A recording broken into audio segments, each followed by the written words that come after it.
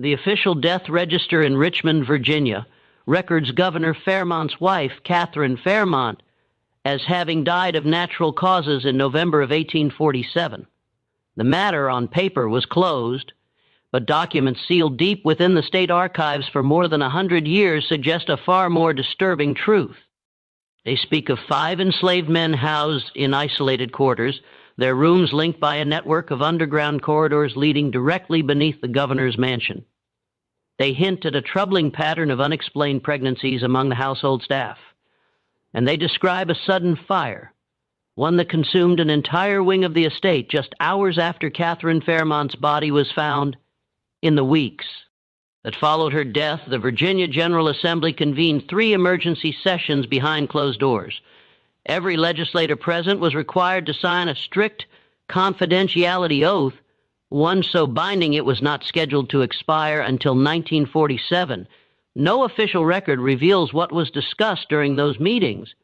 Yet over the decades, 7 personal diaries, each belonging to a different legislator, each discovered independently, refer to the same cryptic phrase, the arrangement in the East Wing. Before we continue unraveling the story of Catherine Fairmont and the secrets buried alongside her, take a moment to subscribe to Vintage Truths and leave a comment telling us which state you're listening from. Because what unfolded in Virginia was not unique. It was the inevitable result of power, isolation, and enforced silence colliding, and the truth those men carried, and the Fairmont family S. 10 generations trying to erase, did not begin with scandal or death, but with ambition, and with a young girl whose childhood would quietly shape the monster she would one day become. Catherine Henley was born in Richmond in 1812. The 3rd daughter of Edmund Henley, a tobacco merchant whose family had accumulated wealth and influence over 5 generations in Virginia.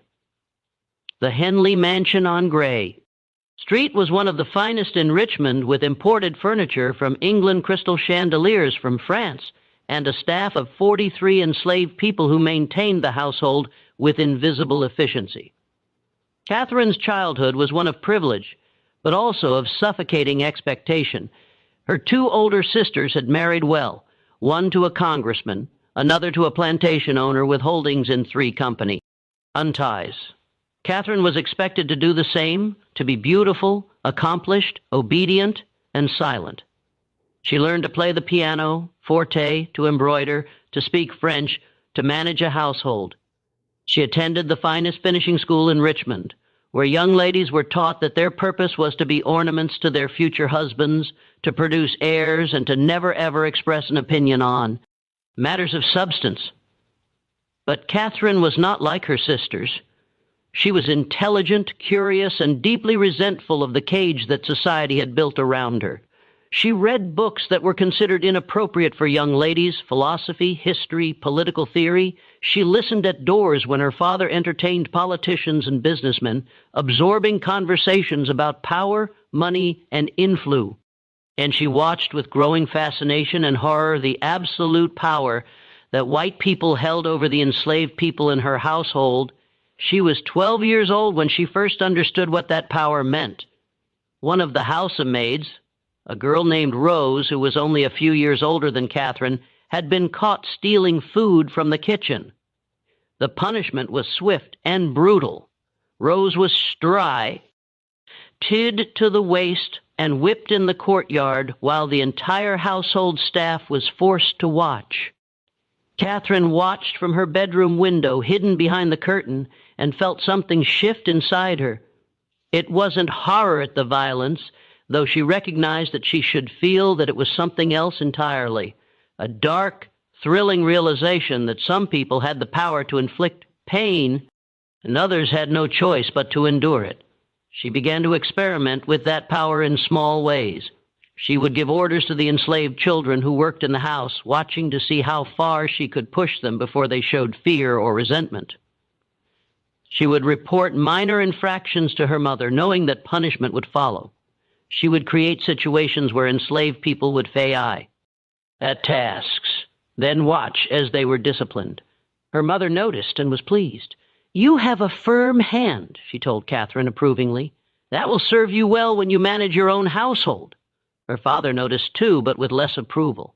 There was something in Catherine's eyes when she exercised power that disturbed him, a coldness, a calculation that seemed unnatural in a young girl. But he said nothing. Girls were their mother's responsibility, and besides, a strong will could be useful in a wife as long as it was properly directed. Catherine grew into a beautiful young woman. She had auburn hair that caught the light like copper, green eyes that could appear warm or cold depending on her mood, and a figure that drew admiring glances from Richmond's young men. She was a comp, lished, charming, and perfectly trained in the art of being what men wanted to see.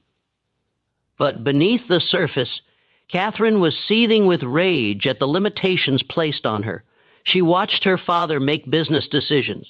Her brothers-in-law wield political influence, and she knew that she was smarter than most of them.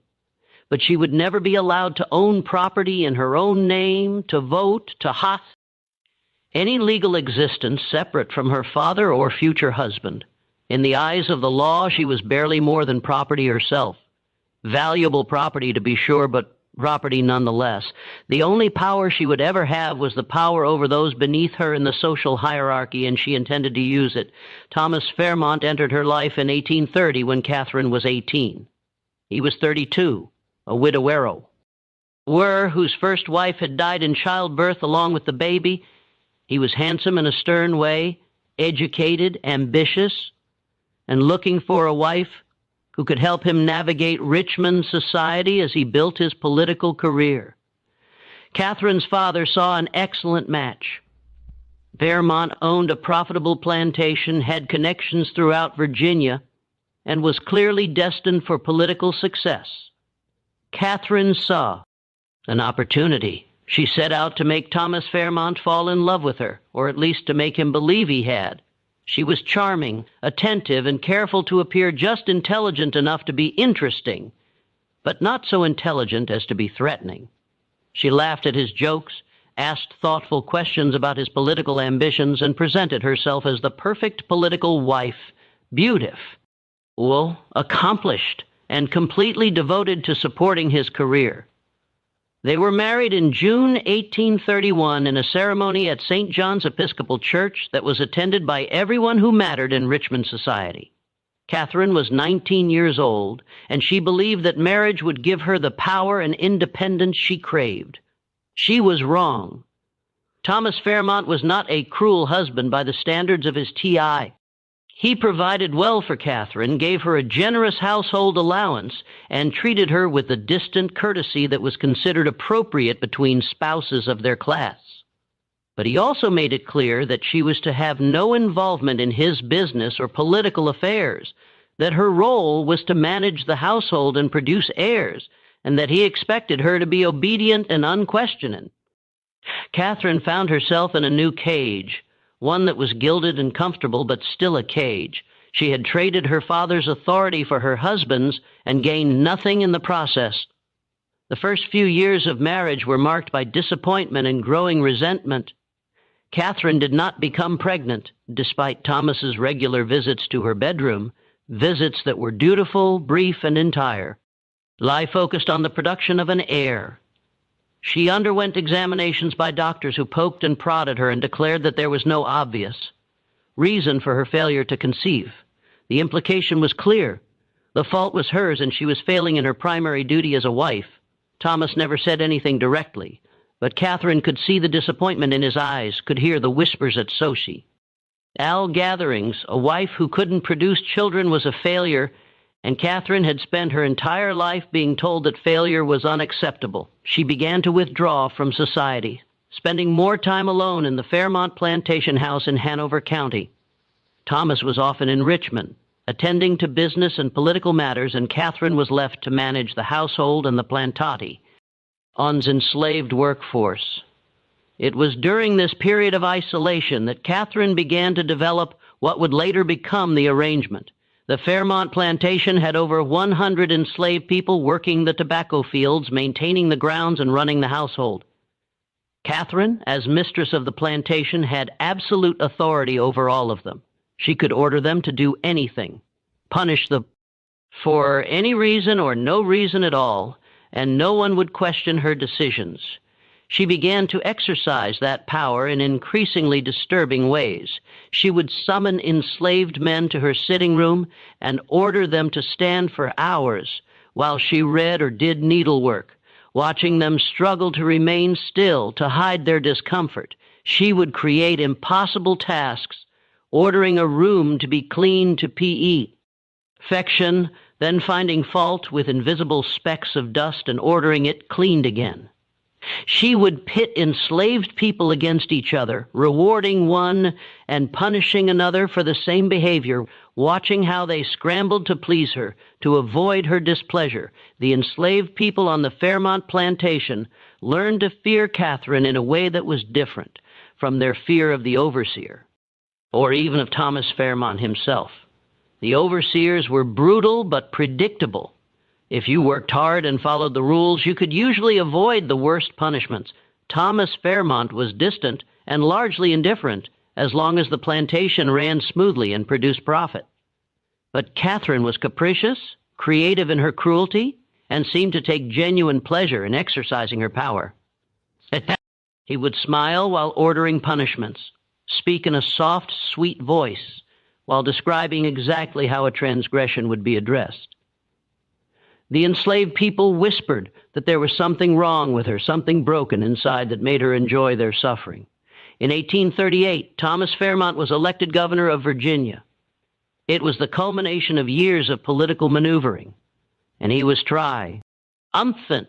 He and Catherine moved to the governor's mansion in Richmond, a 3-story brick structure on Capitol Square that had housed Virginia's chief executive since 1813. Catherine was now the First Lady of Virginia, and she had access to power and influence that she had never had before.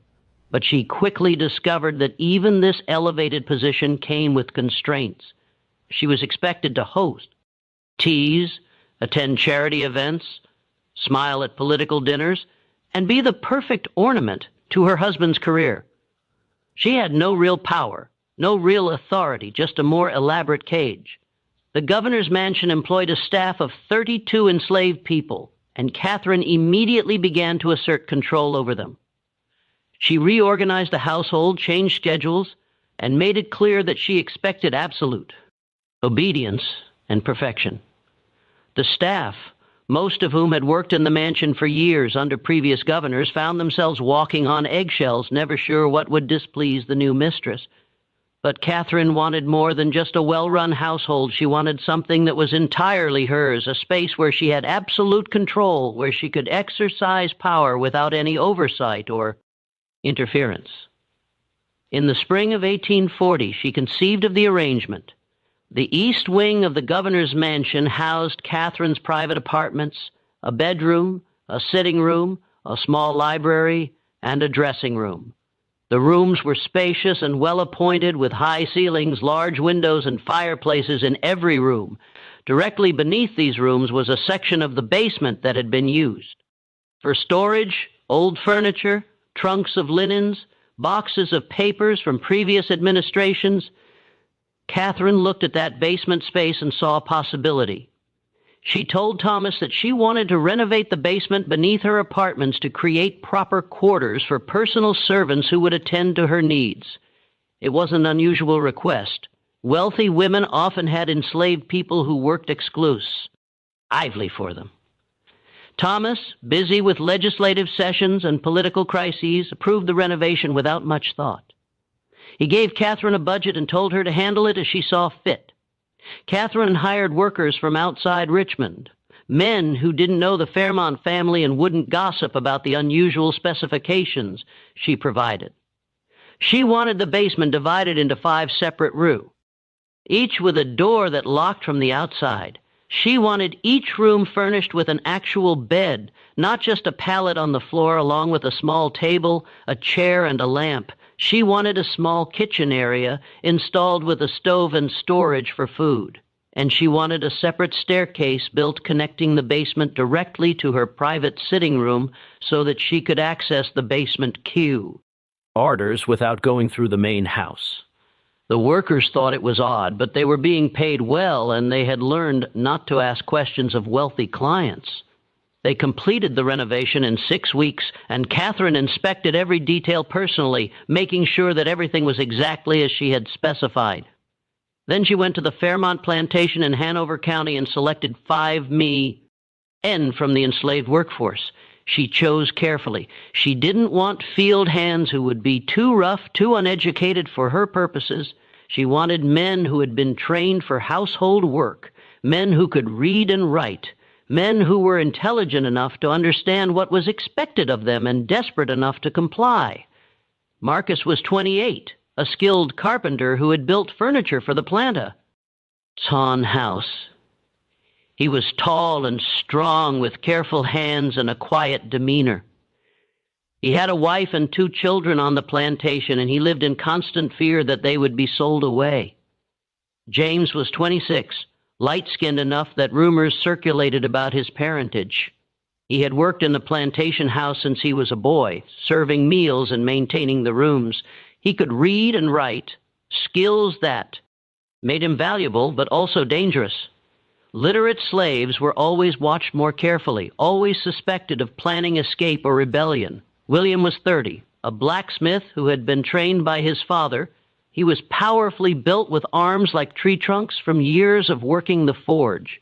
He had tried to run away once when he was younger and had been caught and whipped so severely that he still beat, or the scars across his back. The experience had broken something in him, and he had been docile ever since, going through life with the mechanical obedience of a man who had given up hope. Daniel was 24, the youngest of the group. He had been taught to read and write by a previous owner who had believed in improving his slaves. He was intelligent, curious, and still had enough spirit left to fee. Anger at his situation, though he had learned to hide it behind a mask of compliance. Samuel was 29, trained as a personal valet. He knew how to care for fine clothing, how to shave a man without nicking the skin, how to move through a room without being noticed. He had the invisible quality that was prized in personal servants, the ability to be present but not intrusive, to anticipate needs. Why? Without being told, Catherine had each of them brought to her sitting room at the plantation one at a time and explained what she wanted. "You're being transferred to Richmond," she told them. "You'll work in the governor's mansion in my private quarters. You'll have your own rooms, good food, light work. But you must understand that you belong to me completely. You will do exactly as I say when I say it without question. If you obey, you'll be treated well.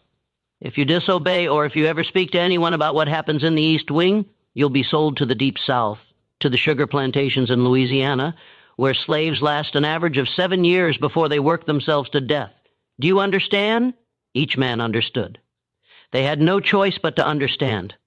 In the world they lived in, enslaved people had no rights, no recourse, no way to refuse an order from their owner.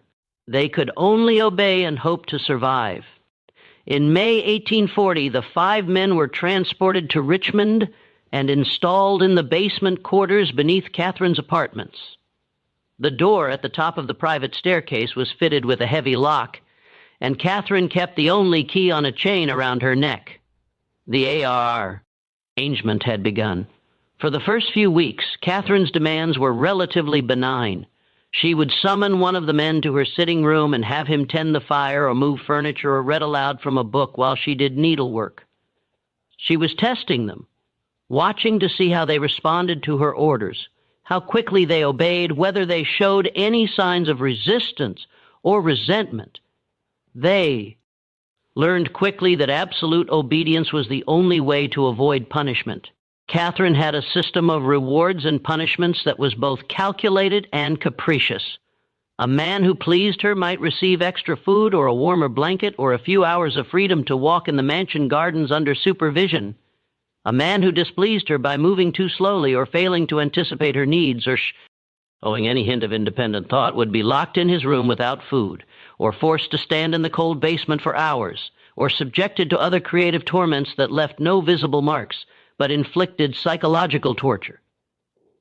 The other servants in the mansion noticed that something strange was happening in the East Wing, but they didn't understand the full scope of it. They noticed that Catherine spent most of her time in her private apartments, rarely emerging except for official functions. They noticed that the 5 men from the basement were never seen in the main house, that they seemed to exist in a separate world entirely. They noticed that food sent to the East Wing was different and more abundant than what was served elsewhere in the mansion. Martha, the head cook, was first to voice her concerns. She was a middle-aged woman who had been enslaved in the governor's mansion for over 20 years, serving under 4 different governors. She had seen a lot in her time, but she had never seen anything quite like Catherine Fairmont's arrangement. "Something ain't right in that East Wing," she told her daughter Bess, who worked as a housemaid. "Mrs. Fairmont, she's got those. 5 men locked up down there like prisoners, and the food she wants me to send up, it's like she's feeding guests. Not slaves. Roasted chicken, fresh bread, wine from the cellar. What's she doing with them?" Bess had noticed other things. She had been in the hallway outside the East Wing late one evening, carrying fresh linens to the guest rooms, when she heard voices coming from behind the closed doors. Not the voice of a mistress giving orders to slaves, but something else, low, intimate, almost conversational. And once, when she had passed by the door to the basement stairs, she had heard something that sounded like crying, a man's voice breaking with sobs. "Maybe we should tell someone," Bess whispered to her mother. "Maybe we should tell the governor." Martha shook her head firmly. "Tell him what? That his wife is acting strange? That she keeps slaves in her private quarters? That ain't illegal, child. She owns those men. She can do what she wants with them. And if we go making accusations without proof, we'll be the ones who suffer. Mrs. Fairmont, she'd have us sold away before we could blink. No, we keep our heads down and our mouths shut. That's how we survive." But Martha could shake the feeling that something terrible was happening in the East Wing, something that went beyond the normal cruelties of slavery. She began to pay closer attention, to watch and listen and remember. In the basement quarters, the 5 men were learning the true nature of Catherine's arrangement. It started with Marcus. Catherine summoned him to her sitting room one afternoon in late June A.B. About 6 weeks after they had arrived in Richmond, she was wearing a silk dressing gown and her hair was unpinned, falling in waves around her shoulders. She told Marcus to tend the fire, and he did, kneeling by the fireplace and adding logs, arranging them so they would burn evenly. When he finished and stood to leave, Catherine told him to wait. "Come here," she said, her voice soft but commanding. Marcus approached, his eyes downcast, his heart pounding. He had learned to read Catherine's moods, and there was something in her voice that frightened him. Catherine reached out and touched his face, running her fingers along his jaw. Marcus flinched but didn't pull away. He knew that any sign of resistance would be punished. "You're afraid of me," Catherine said, and she smiled. "Good. You should be. But if you do exactly as I say, I won't hurt you. Do you understand?" "Yes, Mom," Marcus whispered. What happened next would haunt Marcus for the rest of his life. Catherine used him, treated him not as a person, but as an object for her gratification. And when she was finished, she sent him back to the basement with a warning that if he ever spoke of what had happened, she would have his wife and children sold to the Deep South, and he would never see them again. Marcus stumbled down the stairs to the basement. His mind reeling, his body shaking, he locked himself in his room and wept, great racking sobs that he tried to muffle with his pillow so the other men wouldn't hear, but they heard anyway, and over the following weeks and months, each of them would experience the same tea. Catherine would summon them one by one, use them for her pleasure, and send them back to the basement with threats and warnings that ensured their silence. The 5 men existed in a nightmare from which there was no escape. They were locked in the basement at night with no way to leave, even if they wanted to. During the day, they were at Catherine's constant beck and call, never knowing when. They would be summoned, what would be demanded of them, how long they would be kept. They were fed well and housed in relative comfort. But they were prisoners, subjected to abuses that they had no way to resist or report. They couldn't tell the other slaves in the mansion because Catherine had made it clear that anyone who spoke of the arrangement would be punished. Not just the man who spoke, Biu. His family, his friends, anyone he cared about. They couldn't tell Governor Fairmont because who would believe enslaved men accusing the governor's wife? And even if someone did believe them, what could be done? Catherine owned them. She had the legal right to do whatever she wanted with her property. They were trapped and they knew it. Daniel, the youngest and most educated of the five, tried to find some way to cope with the situation. He had been taught to read and write, and he had always believed that education was the path to freedom, or at least to a better life. But now he found that his literacy was just another tool for Catherine to exploit. She would have him read to her for hours, not because she enjoyed the stories, but because she enjoyed having him perform for her watchin'. Him struggled to keep his voice steady while she lounged on her settee, sipping wine and studying him with those cold green eyes. Sometimes she would ask him questions about what he was reading, testing his comprehension, and if his answers didn't satisfy her, she would punish him, not with violence, but with isolation. She would lock him in his basement room for days with only bread and water, and he would sit in the darkness and wonder if he was going mad. William, the blacksmith, retreated into himself. He had already been broken once, when he had tried to run away and been caught and whipped. Now he was being broken again in a different way, and he didn't have the strength to resist. He moved through his days like a ghost, doing what he was told, feeling nothing, thinking nothing. It was the only way he could survive. James, who had always been quiet and careful, tried to make himself invisible. He learned to anticipate Catherine's needs before she voiced them, to move silently, to never meet her eyes, to be as unobtrusive as possible. He thought that if he could just be perfect, if he could just avoid displeasing her, maybe she would leave him alone. But Catherine didn't want perfection. She wanted power, and power required someone to dominate.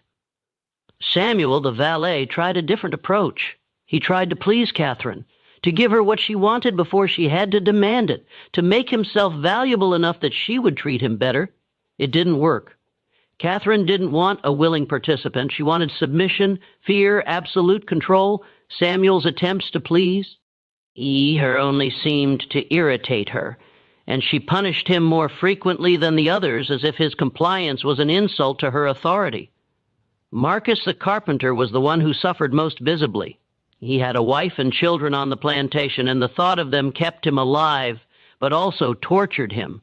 He knew that Catherine used his family as leverage, that any resistance on his part would result in their being sold away. He was trapped between his love for his family and his horror at what he was being forced to endure, and the conflict was tearing him apart. The other slaves in the mansion watched the five men deteriorate and whispered among themselves. They didn't know exactly what was happening in the East Wing, but they could see the effects. The five men grew thin despite the good food. Their eyes became hollow, their movements mechanical. They rarely spoke even to each other, and when they did, their voices were flat, emotionless. Mrs. Dawes, the free black housekeeper, was deeply troubled by what she observed. She had worked in wealthy households for most of her adult life, and she had seen the many ways that enslaved people were abused. But there was something about the situation in the East Wing that was different, something that went beyond the usual cruelties. She began to keep a diary written in careful script and hidden beneath a loose floorboard in her room. She recorded dates, times, observations. She noted when Catherine summoned each of the five men, how long they stayed in the East Wing, what condition they were in when they emerged. She didn't know what she would do with this information, but she felt compelled to document it, to bear witness to something that everyone else was trying to ignore. In February 1841, something happened that made the situation even more disturbing. One of the housemates, a young woman named Patience, began showing signs of pregnancy. This wasn't unusual in itself. Enslaved women were frequently subjected to sexual Violence and pregnancy was a common result. But when Mrs. Dawes asked Patience who the father was, the girl's reaction was extreme. Patience became hysterical, sobbing and shaking, begging Mrs. Dawes not to ask, not to tell anyone. She made me. Patience finally gasped, Mrs. Fairmont made me go down there. She watched. She told me what to do. Please, please don't tell anyone. They'll sell me south. They'll separate me from my mother. Mrs. Dawes was horrified. She tried to get more information, but Patience was too terrified to say anything else. The girl was convinced that if anyone found out what had happened, she would be punished, sold away, separated from everyone she loved. Mrs. Dawes faced an impossible dilemma. She was free, yes, but her freedom was precarious. She worked for the go. Werner of Virginia, and if she made accusations against his wife without proof, she would lose her position, her reputation, possibly her freedom itself. And if what Patience was suggesting was true, that Catherine Fairmont was forcing enslaved women to have sexual encounters with the men in the basement and watching while it happened, who would believe it? It was too monstrous, too depraved. Peep. Leigh would think Mrs. Dawes was lying or mad or trying to cause trouble. She decided to say nothing but to watch even more carefully. Over the next year, 2 more housemaids became pregnant under similar circumstances. Both refused to name the fathers. Both exhibited the same terror when questioned, and both, Mrs. Dawes noticed, had been seen entering the east wing late at night and emerging hours later disheveled and weeping. Mrs. Dawes added these observations to her diary, along with her growing suspicion about what Catherine was doing. It seemed that Catherine wasn't content with using the 5 men for her own gratification. She was also orchestrating encounters between them and the enslaved women in the household, treating human beings like livestock, breeding them for her own amusement. Or some twisted psychological need? The 5 men in the basement knew what was happening, but they were powerless to stop it. When Catherine would summon one of them and bring a terrified housemaid down to the basement, they had no choice but to comply. Refusal would mean punishment, not just for them, but for the women who would be blamed for the men's disobedience. It was a level of depravity that went beyond anything they had experienced before. They were being used not just for Catherine's pleasure, but as instruments of her power over others. They were being forced to participate in the violation of women who were just as trapped and powerless as they were. Daniel, who still had some spark of resistance left in him, tried once to refuse. Catherine had brought a young housemaid to the basement, a girl who couldn't have been more than 16, and ordered Daniel to take her into his room. Daniel looked at the girl's terrified face and said, "No." Catherine's expression didn't change. She simply said, "Very well," and sent the girl away. Then she had Daniel locked in his room for a week with no food, only water. When she finally let him out, she brought the same girl back and repeated her order. This time Daniel obeyed. He had learned that resistance was futile, that it only resulted in prolonged suffering for everyone involved. It was better to comply quickly and get it over with, to try to be as gentle as possible with the women who were forced into the basement, to whisper apologies that meant nothing but were all he had to offer. The psychological toll on all 5 men was devastating. They were being forced to participate in their own degradation and the degradation of others, and there was no escape, no relief, no hope. They existed in a state of constant fear and shame, knowing that what was happening was wrong, but unable to stop it. Marcus began to have nightmares. He would wake in the middle of the night, gasping and sweating, haunted by images of his wife and children being dragged away in chains. He stopped eating, lost weight, developed a tremor in his hands that made it difficult to do the carpentry work that had once been his pride. James retreated further into silence. He stopped speaking entirely unless directly addressed, and even then his responses were monosyllabic. He moved through the mansion like a shadow, and the other slaves began to avoid him, disturbed by the emptiness in his eyes. William's earlier resignation deepened into something like catatonia. He would stand for hours without moving, staring at nothing, and had to be physically prompted to perform even simple tasks. Daniel's anger, which he had tried so hard to suppress, began to leak out in small ways. He would clench his fists until his nails drew blood, would mutter under His breath, when he thought no one was listening, would sometimes look at Catherine with such hatred that even she noticed and punished him for his insolence. Samuel developed a nervous habit of picking at his skin, creating small wounds on his arms and hands that never quite healed because he couldn't stop worrying at them. The other slaves in the mansion noticed these changes and whispered amen. Gee, themselves, something terrible was happening in the East Wing.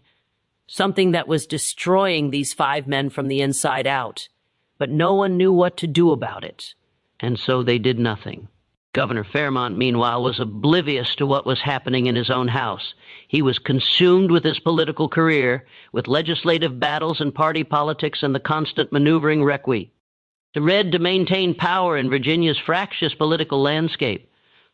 He rarely saw his wife accept at official functions, and when he did, she was always perfectly composed, charming, the ideal political spouse.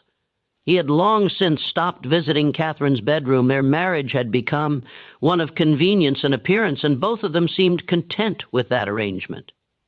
Thomas had his Polly, title career, and his business interests, and Catherine had whatever it was she did in the East Wing. He didn't ask, and she didn't tell. In the spring of 1842, Catherine made an announcement that shocked everyone. She was pregnant. Thomas was overjoyed. After 11 years of marriage, he had given up hope of having an heir. He threw a celebration dinner, invited Richmond's elite, and toasted his wife. Health with champagne imported from France. He was attentive and solicitous, asking after Catherine's health, making sure she had everything she needed. Catherine accepted his attention with gracious smiles and appropriate modesty. She glowed with health and satisfaction, and Richmond society congratulated her warmly. Finally, the governor would have an heir. Finally, Catherine had fulfilled her primary duty as a wife. But the servants in the mansion knew something that the governor didn't. Catherine had not shared her husband's bed in over a year. Joseph, the governor's elderly valet, had mentioned this to Mrs. Dawes months earlier. The governor sleeps in his own chambers. Joseph had said, has done for more than a year now, says his wife needs her rest, that she's delicate. But if they AI in sharing a bed, how is she pregnant? Mrs. Dawes had no answer, but she had her suspicions. She had seen Catherine summon Marcus to the East Wing with increasing frequency over the past year. She had seen the way Catherine looked at Marcus with a possessive intensity that was disturbing, and she remembered that Marcus was tall and strong with dark hair and blue eyes, features that could easily be passed off as inherited from the Fairmont or Henley families. Catherine's pregnancy progressed normally. She continued to spend most of her time in the East Wing, claiming that she needed rest and quiet. She continued to summon the 5 men from the basement, though less frequently as her pregnancy advanced, and she seemed happier than she had been in years, as if the pregnancy had given her so. She had been desperately seeking. In November 1842, Catherine gave birth to a son. The delivery was attended by Richmond's finest physician and 2 midwives, and it went smoothly. The baby was healthy with a lusty cry and a strong grip. He was named Thomas Fairmont, Jr., and the governor was beside himself with pride and joy. Richmond society celebrated the birth with parties and gifts and congratulatory visits. The newspapers printed announcements. The baby was christened at St. John's Episcopal Church in a ceremony attended by Virginia's political elite. Thomas Fairmont had an heir, and the Fairmont legacy was secure. But Mrs. Dawes, who had seen the baby when the wet nurse brought him to the kitchen for warm milk, noticed something that made her blood run cold. The baby had a distinctive birthmark on his left shoulder, a dark crescent-shaped mark about the size of a thumbprint. She had seen that exact birthmark before on Marcus's left shoulder, visible when he had rolled up his sleeves to carry firewood. Mrs. Dawes said nothing. What could she say?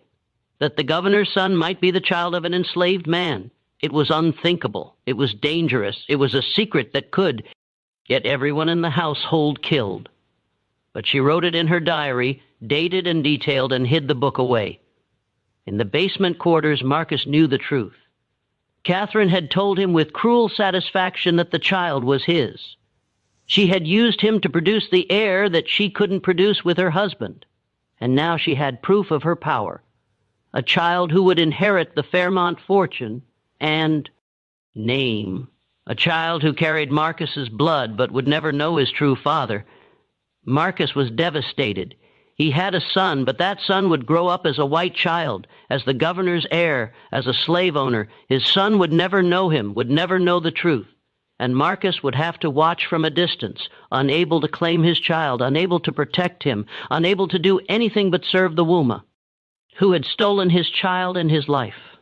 The knowledge broke something fundamental in Marcus. He had endured the abuse, the captivity, the forced encounters with terrified women. He had endured it all because he had his wife and children on the plantation, because he had hoped that somehow, someday, things might get better. But now he had a son who would never be his, and the weight of that loss was more than he could bear. He began to deteriorate rapidly. He stopped eating almost entirely, became gaunt and hollow-eyed. His hands shook constantly. He would sometimes stand in his basement room and weep for hours, great silent sobs that shook his whole body. The other 4 men watched him with growing alarm, but they didn't know how to help him. They were all trapped in the same nightmare, all as suffering in their own ways. Catherine noticed Marcus's decline, but she didn't care. She had what she wanted, a son, an heir, proof of her power. Marcus had served his purpose, and if he was falling apart, well, she could always replace him with another man from the plantation.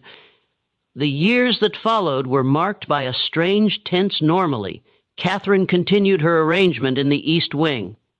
The Phi then remained in the basement quarters, locked in at night, summoned during the day. More housemaids became pregnant under mysterious circumstances. Young Thomas grew from an infant to a toddler, healthy and happy, doted on by his father and the entire household. Governor Fairmont's term ended in 1842, but he remained influential in Virginia politics, advising his successors and managing his bosom interests. He and Catherine continued to live in the governor's mansion as a courtesy from the new governor, a political ally who was happy to have the Fairmonts' continued presence and influence. To the outside world, the Fairmonts were a successful, respectable family. Thomas was a respected elder statesman. Catherine was a devoted mother and charitable society matron, and young Thomas Jr. W. as the pride of Richmond society. But inside the East Wing, the nightmare continued. In 1845, Daniel made a decision that would have catastrophic consequences. He couldn't endure the situation any longer. He had watched Marcus deteriorate, had seen the terror in the eyes of the women who were forced into the basement, had felt his own humanity being stripped away piece by piece. He had to do something.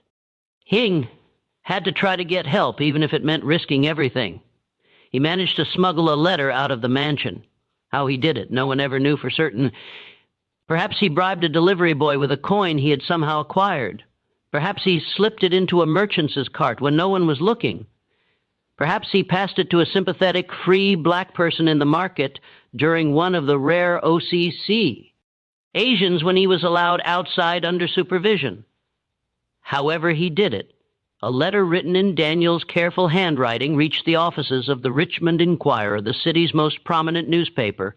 The letter was carefully worded. Daniel didn't mention Catherine by name, didn't mention the governor's mansion specifically, but he described in harrowing detail the experience of being held captive by a wealthy white woman who used enslaved men for her own purposes, who orchestrated forced encounters between enslaved people as if they were livestock, who kept them locked in basement rooms and threatened them with being sold south if they ever spoke of what happened. He described the psychological torture, the constant fear, the complete powerlessness. He described watching other enslaved people suffer and being unable to help them. He described the slow destruction of his own humanity, the way he felt himself becoming less than human under the weight of constant abuse. He ended the letter with a plea. I am writing this knowing that it may cost me my life, but I cannot remain silent any longer. Someone must know what is happening. Someone must bear witness. If you are reading Please know that we existed, that we suffered, that we were human beings who deserved better than what we received. Thomas Ritchie, the editor of the Richmond Enquirer, read the letter with growing horror. He was a respected journalist, a man who had built his career on reporting the truth. But he also understood the realities of Virginia society in 1845.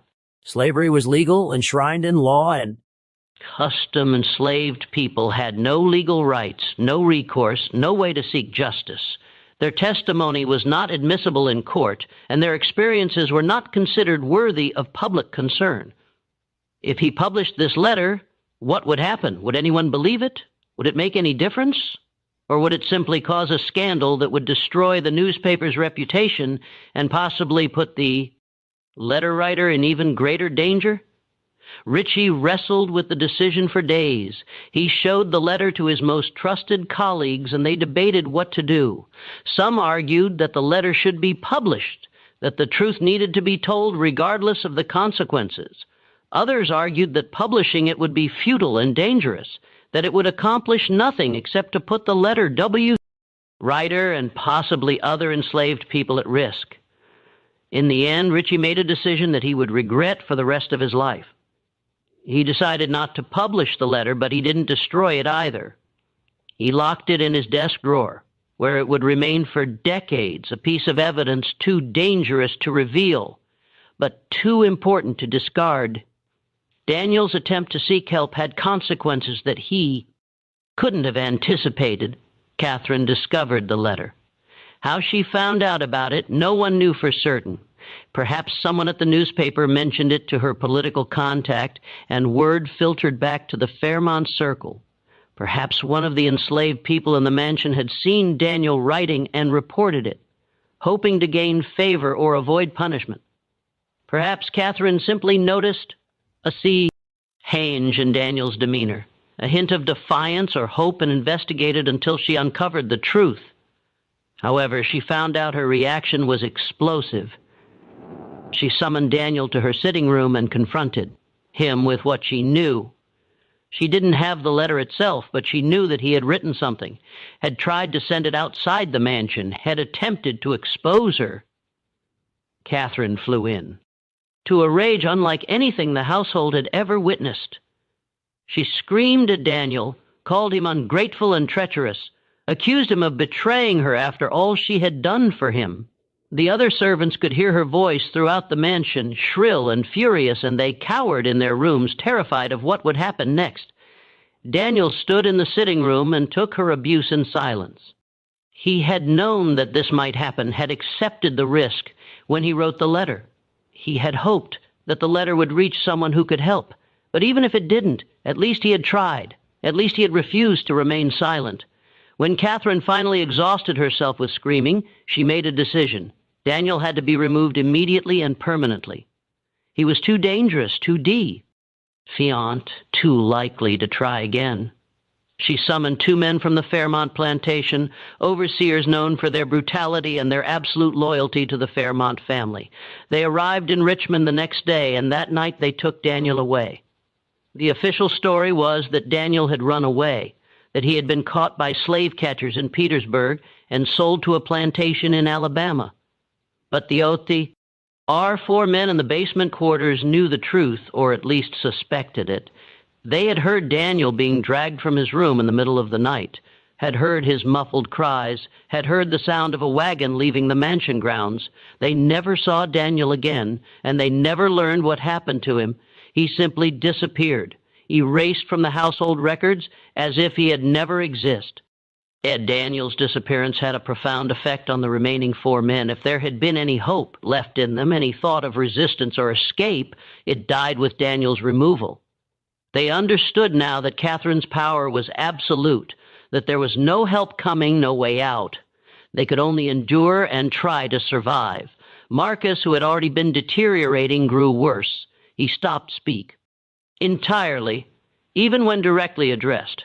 He moved through his days like an automaton, performing his tasks with mechanical precision, but showing no sign of awareness or emotion. His eyes were empty, his face blank. He was a shell of a man, hollowed out by suffering. James, William, and Samuel watched Marcus's decline with growing dread. They could see themselves in him, could see their own futu, if they remained in the East Wing much longer. But what could they do? They were locked in at night, watched during the day, threatened with the sale of their families if they disobeyed. They were trapped, and they knew it. Catherine, meanwhile, seemed energized by Daniel's removal. She had eliminated a threat, had reasserted her control, had proven that she could make people disappear if they challenged her authority. She became more demanding, more capricious, more creative in her cruelties. She would summon the men at odd hours, keep them for entire nights, send them back to the basement quarters, exhausted and hollow-eyed. She began drinking more heavily, wine with dinner, brandy in the afternoon, whiskey late at night. Her hands shook. Her temper flared at the smallest provocation. Her mood swings became more extreme. Governor Fairmont, who had been largely oblivious to his wife's behavior, finally began to notice that something was wrong. Catherine was no longer the composed, charming woman who had been such an asset to his political career. She was erratic, volatile, often drunk. She neglected her social obligations, missed charity events, snapped at guests during Politica. Cell dinners. Thomas suggested that Catherine see a doctor, take a rest cure, perhaps visit relatives in Charlottesville. Catherine refused violently, screaming that she was fine, that she just needed privacy, that everyone should leave her alone. Thomas, uncomfortable with his wife's intensity and relieved to have an excuse to avoid her, backed off.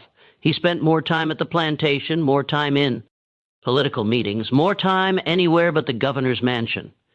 He told himself that Catherine was just going through a difficult phase, that she would recover in time, that it was best to give her space. But Catherine's mental state continued to deteriorate. She became paranoid, convinced that the servants were plotting against her, that people were talking about her, that everyone was trying to undermine her authority. She would interrogate the household staff about imagined infractions, accuse them of theft or laziness or insubordination, punish them for offenses that existed only in her mind. The atmosphere in the mansion became oppressive, fearful. The servants walked on eggshells, never knowing what would set Catherine off, what innocent action would be interpreted as defiance or disrespect. Several of them begged Governor Fairmont to intervene, to do something about his wife's behavior, but Thomas refused to get involved. Catherine's management of the household was her domain, and he had no intention of interfering. In the summer of 1847, Catherine made a decision that would prove fatal. She decided she wanted another child. She was 36 years old, and young Thomas was now Eve. She had successfully passed off one enslaved man's child as her husband's heir. Perhaps in her deteriorating mental state, she believed she could do it again. Or perhaps she simply wanted to recreate the one time in her life when she had felt powerful and successful, when she had achieved something that everyone had told her was impossible. She stopped drinking, began eating better, taking LKS in the mansion gardens.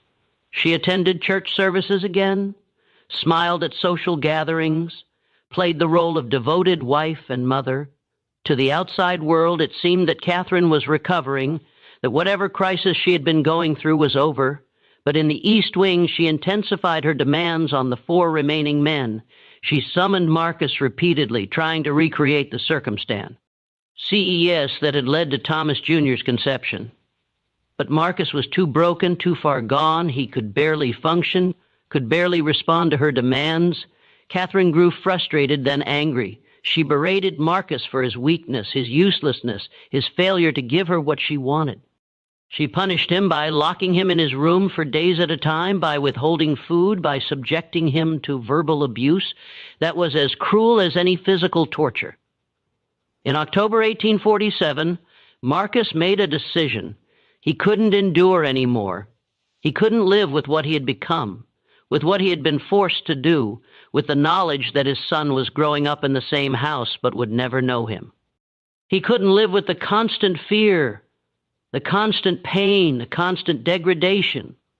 One night when the other men were asleep, Marcus took a rope from the storage area in the basement. He tied it to a ceiling beam in his room, fashioned a noose, stood on a chair, and stepped off. The other servants found him in the morning when he didn't respond to the bell. He was hanging from the beam.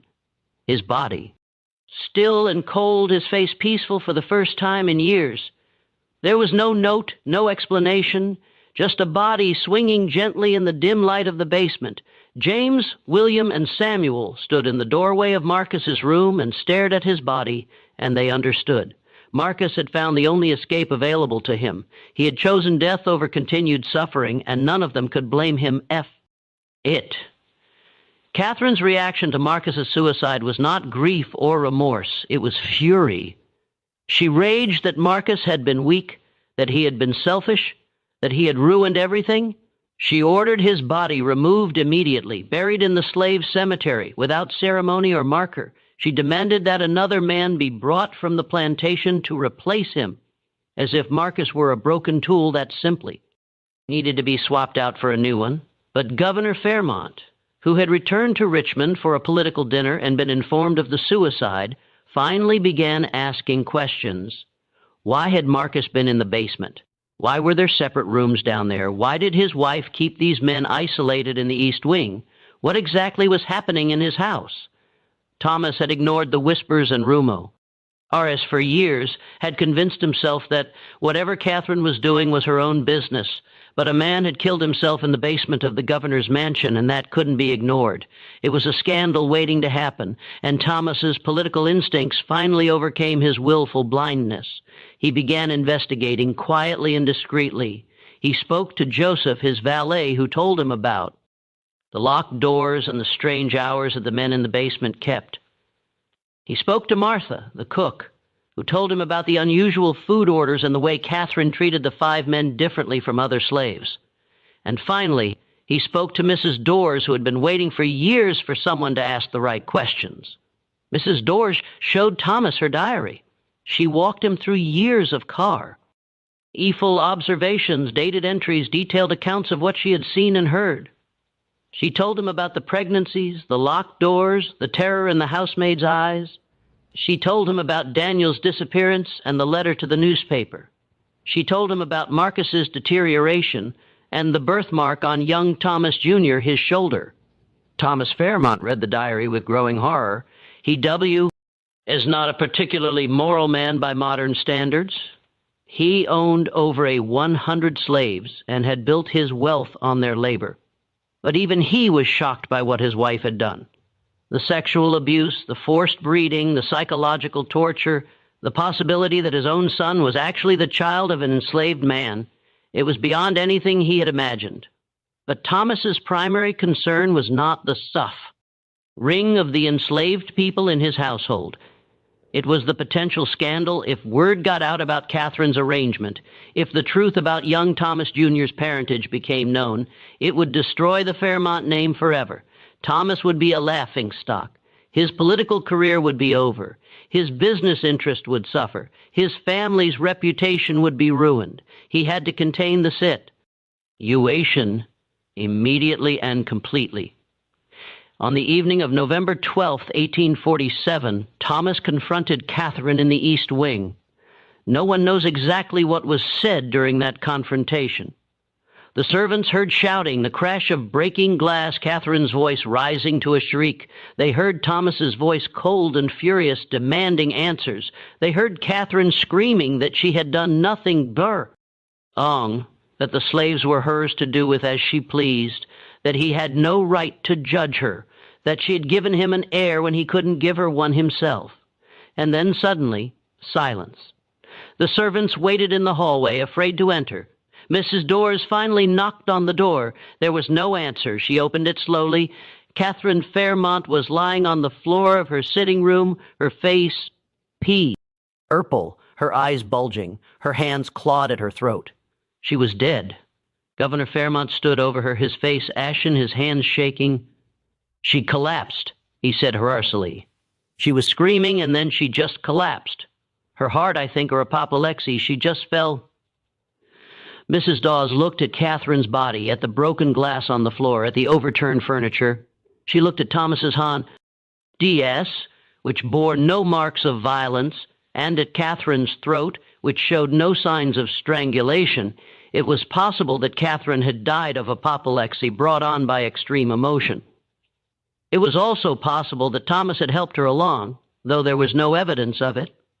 "I'll send for the doctor," Mrs. Dawes said quietly. The doctor arrived within the hour. He was a discreet man who had served Virginia's elite for decades, and he understood what was expected of him. He examined Catherine's body briefly and declared the cause of death to be apoplexy brought on by nervous excitement.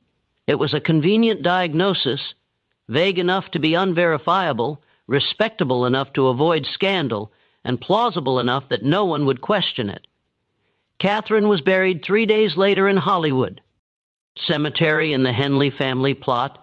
The funeral was well attended by Richmond society. The newspapers printed glowing obituaries praising her charity work and devotion to her family. No one mentioned the East Wing or the 5 men or the secrets that had died with her, but Thomas Fairmont knew that the danger wasn't over. There were still 3 enslaved men who knew everything. There was Mrs. Dawes in her diary. There were the housemates who had been forced into the basement rooms. There was the letter in Thomas Ritchie's desk. There was young Thomas Jr. with his telltale birthmark. Thomas acted swiftly and ruthlessly to eliminate every trace of the scandal. The 3 remaining men from the basement quarters, James, William, and Samuel, were sold to a slave trader within a week of Catherine's death. The trader specialized in the Deep South market, and the 3 men were transported to Louisiana, where they disappeared into the vast plantation system.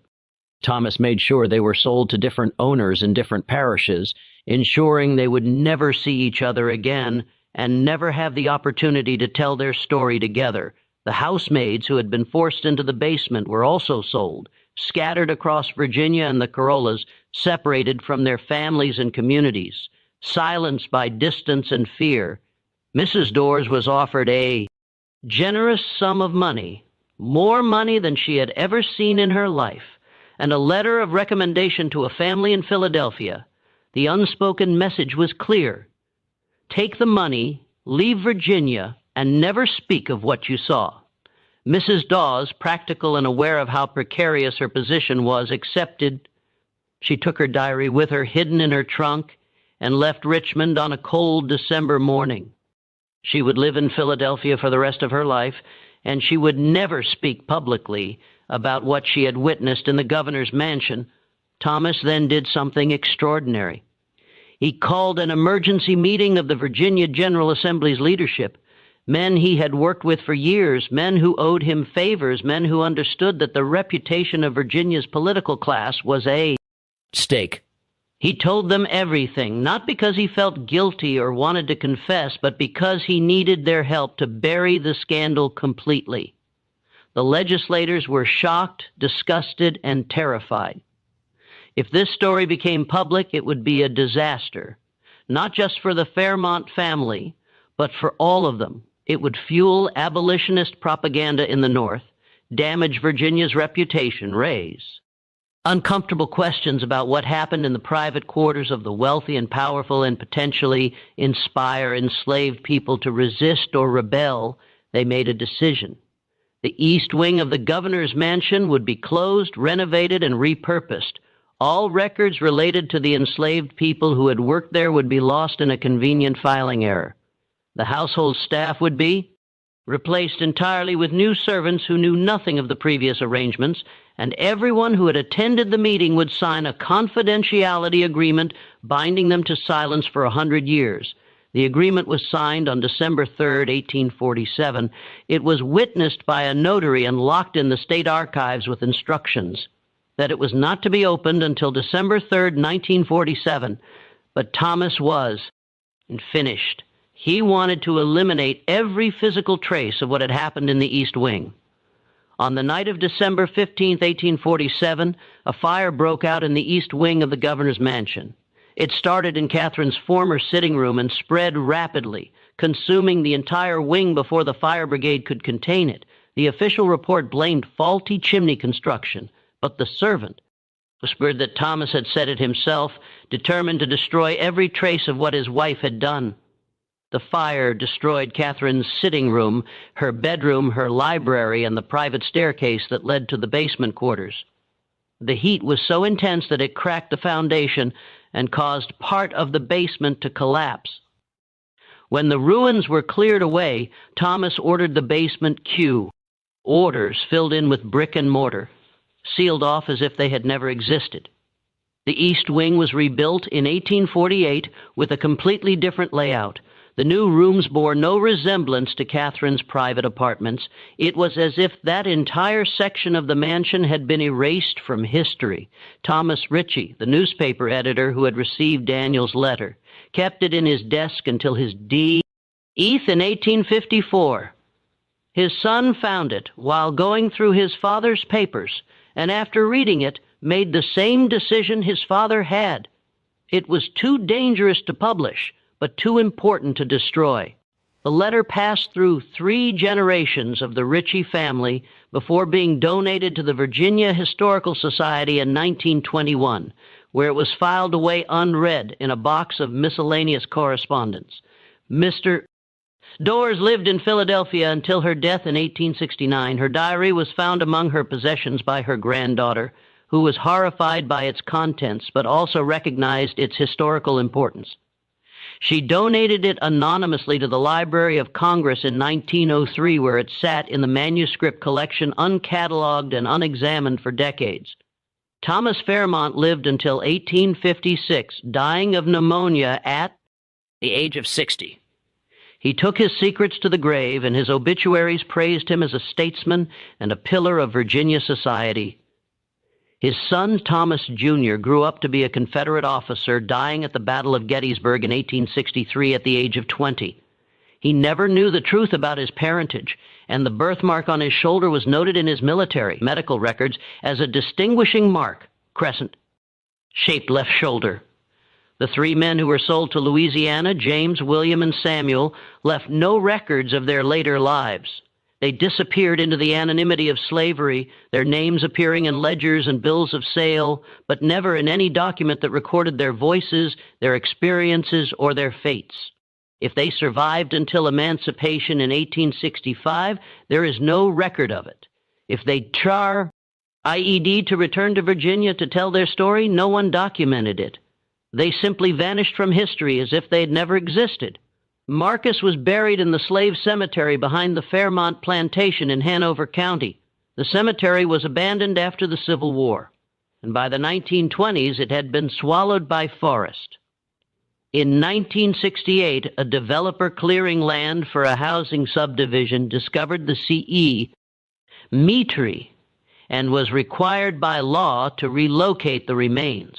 Marcus's grave was identified by a crude wooden marker that had somehow survived with his name and the year 1847 carved into it. His remains were moved to a public cemetery where they lie today under a small stone that reads simply Marcus D., 1847. Daniel's fate remains unknown. There is no record of him being sold to Alabama, no record of him arriving at any plantation in the Deep South, no record of what happened to him after he was taken from the governor's mansion in the middle of the night. He simply disappeared, and his disappearance remains one of the many mysteries surrounding the scandal. The truth about Catherine Fairmont remained hidden for over a century. The confidentiality agreement kept the legislators silent until 1947, and by then most of them were dead. The diary and the letter sat in archives unread and uncatalogued. The physical evidence had been destroyed in the fire. The witnesses had been scattered or silenced. It was a perfect cover-up, and it might have remained hidden forever if not for a series of coincidences. In 1952, a graduate student at the University of Virginia named Robert Hayes was researching Virginia political history for his dissertation. He was looking for information about household management in the antebellum South, and he spent weeks in the Library of Congress manuscript collection going through boxes of old letters and diaries. He almost missed Mrs. Dors's diary. It was in a box labeled Miscellaneous Household Records, 19th Century, and it had never been properly cataloged. But hey, S was thorough, and he opened every box, examined every document. When he started reading the diary, he thought at first that it must be fiction, some kind of Gothic novel or sensationalist story.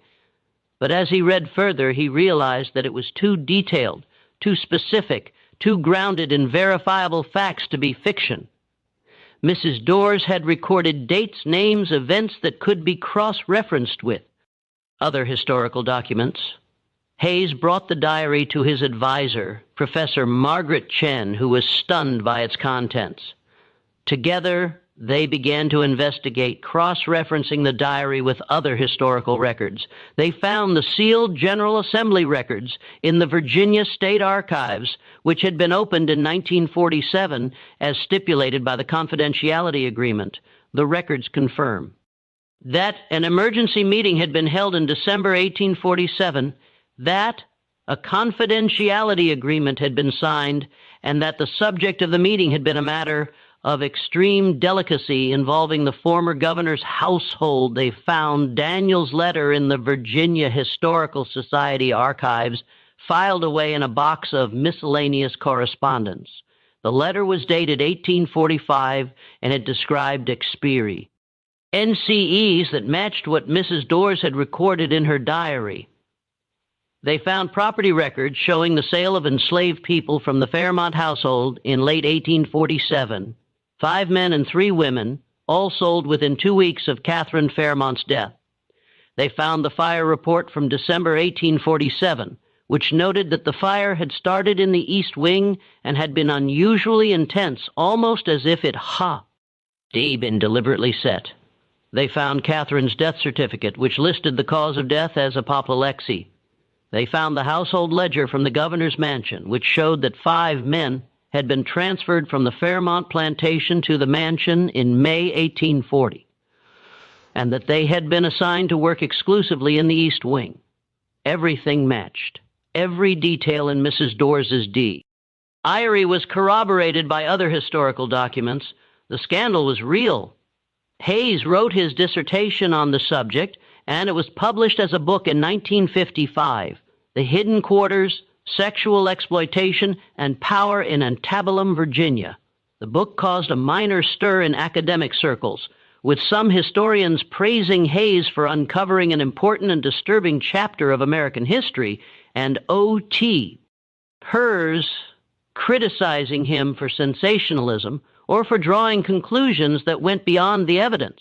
The Fairmont family, by then scattered and no longer politically prominent, did not respond to requests for comment. Most of them probably didn't even know about the scandal. It had been buried so thoroughly that even family members had forgotten it. But Hayes's book opened the door for further research. Other historians began investigating similar cases, looking for evidence of sexual exploitation of enslaved men by white women. They discovered that while such cases were rare, they were not unique. There were other documented instances recorded in private letters and diaries of wealthy white women who used their power over enslaved men in disturbing ways. The power dynamics of slavery created opportunities for abuse that went far beyond the well-documented sexual violence of white men against enslaved women. White women, though constrained by the patriarchal society they lived in, still held absolute power over enslaved people. And some of them used that power in ways that were hidden, denied, and erased from official history.